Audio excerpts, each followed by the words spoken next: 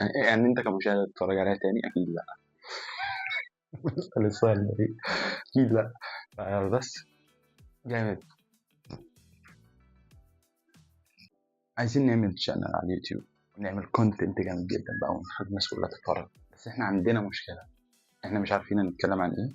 بسم الله الرحمن الرحيم. فات القصيدة كفر. إن كان عن فيلم ميكينج 3D games obviously I'm gaming الحياة بشكل عام.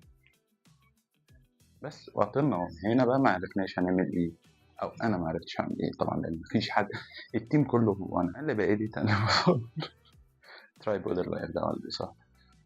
فما عرفناش هنعمل ايه. فلما قررت ان انا اعمل يوتيوب فكرت بالعقل كده ايه المراحل. لقيت ان في بقى ناس بتخطط بتعمل يعني كونتنت المحتوى كونتنت بلان وانا بس اتصور واحد.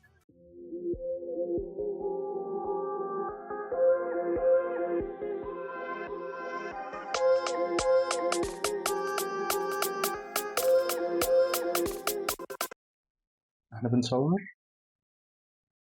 لان هو معرفش ايه الخطوات اللي المفروض ناخدها عشان نمشي الموضوع ده او نعمله عامه بشكل عام.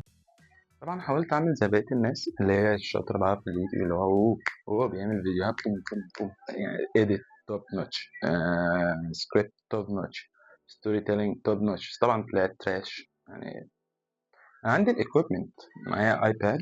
رحت عامل سكريبت والمهم يعني ايه حطيت السكريبت ده ان هو هبص فيه وهقعد اقرا. عايز اقول لكم ان انا ما عملتش اي حاجه من السكريبت ده. يعني بصيت في السكريبت اللي هو حطه بقى قدامي كده وانا بتكلم اللي هو انا بص كده اللي هو يا ترى هقول صح هقول غلط. بس اكتشفت ان الموضوع ده يعني فاشل، او بالنسبه لي فاشل لان انا ما بعرفش اتكلم بناء على ان حد تاني او كلام تاني مكتوب وانا المفروض اقراه. يعني المفروض انا بتكلم باللي طالع مني دلوقتي. فحولت الموضوع ده كله للبوليت بوينتس اللي انا عايز اتكلم فيها كام نقطه كده عامه. وبس قلت بقى ان اتكلم كده من طبيعي تلقائي بدل الكلام اللي مبني على سكريبت بس عشان اشوف ايه اللي ممكن يحصل. اعتقد ده الطف بكتير بالنسبه لي انا يعني مش الكاميرا عشان انا عندي مشاكل ان انا اطلع قصاد الكاميرا كتير. الحمد لله عملنا ايه بطلي بربشه تعب. فانا لما قلت اعمل كونتنت في 3 فروع طبعا اللي هو الفيلم ميكنج يعني انا بفهم فيهم نوعا ما. الفيلم ميكنج لسه مخلصين عايشة الدور رمضان اللي فات ده. وال 3D حاجة من شغل ال 3D بتاعي صار لذيذ. قلت كده احطه يمكن يبقى روش في الباك جراوند بس مش اكتر. والجيمنج في اونلاين جيمز كتير يعني كنت بلعبها ولا زلت بلعبها. اعتقد حاليا بلعب ليج بس هي ومارفل رايفلز. في اوف لاين بقى حاجات زي هوجورتس ليجاسي جود اوف وور جوست اوف تشيما سيكرو. فقررت ان انا اعمل كل حاجه بطريقتي.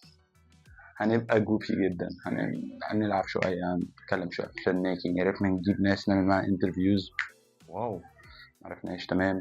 هنشتغل 3D شويه نعمل كل الكلام ده بس in separate ways. هنتكلم عن الحياة بشكل عام which is الحتة اللي أنا جامد فيها. بفكر أصور من كذا زاوية يعني. دي الزاوية اللي أنا بصور منها. بفكر أصور من هنا أو من الزاوية دي مش عارفين لسه هنشوف. طبعا المخرج نادر صبري هيقرر إيه ويقول لنا عشان ننفذ على أرض الواقع ونجهز الأماكن والديكوريشن. actually مفيش ديكوريشن زيادة عن كده الفترة دي لأن هو مفيش. فهنشوف سوا. طبعا معرفش ايه اللي هيحصل. معرفش اصلا ممكن انزل فيديوهات تاني بعد الفيديو ده ولا لا بس هنشوف. يعني كل ده هيبان في الايديت في المونتاج هيبان بقى كل حاجه. اعتقد ان انا اصلا بحرك ايدي كتير في الفيديو وانا بتكلم بس ادينا قلنا كده هنشوف ايه اللي هيحصل. قلت اصور المره 63 ان شاء الله هيبقى كويس بس حاليا يعني ده الكونتنت جامد. دي اول حلقه من حاجه انا مش عارف ايه هي على قناه وانا مش عارف لسه اسميها ايه. ف وش مضحك